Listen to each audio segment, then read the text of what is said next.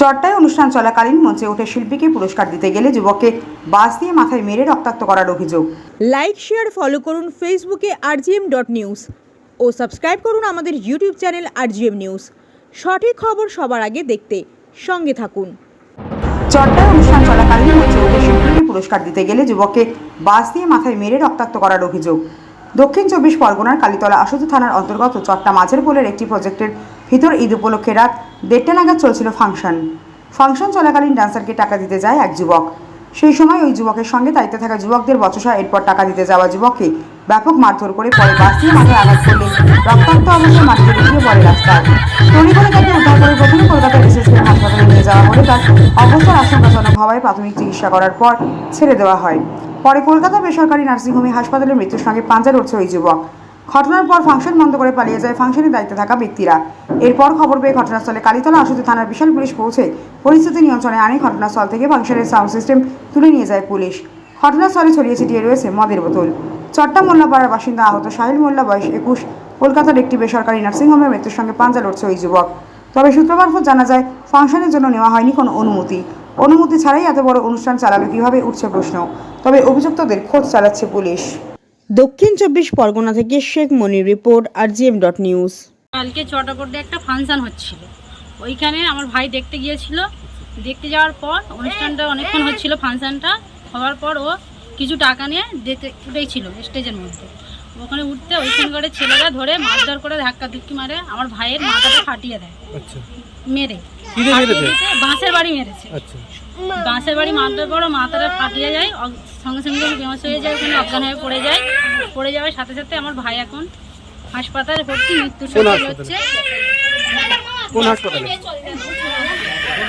পিজিতে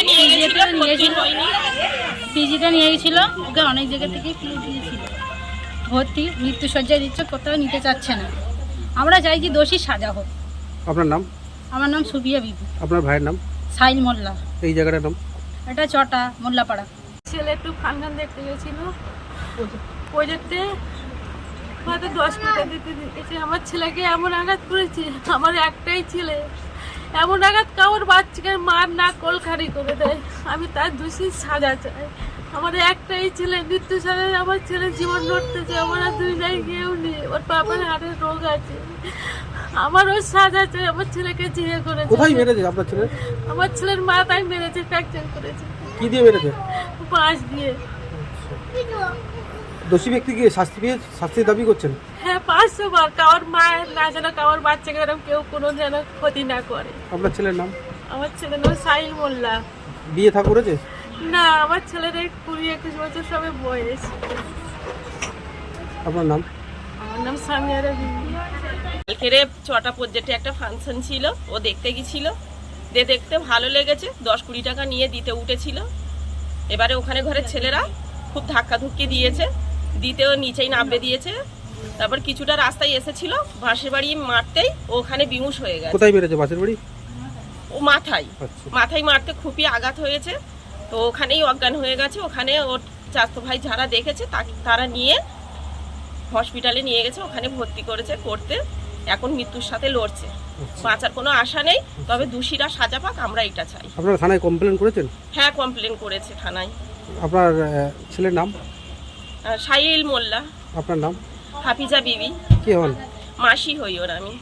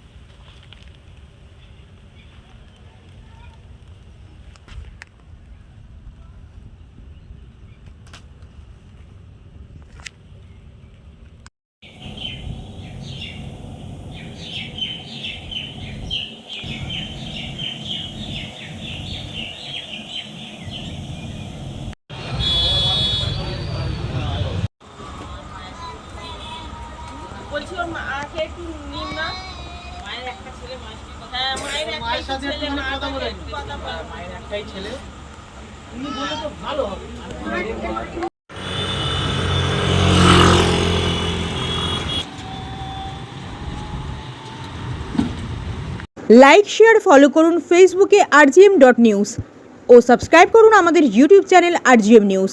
সঠিক খবর সবার আগে দেখতে সঙ্গে থাকুন।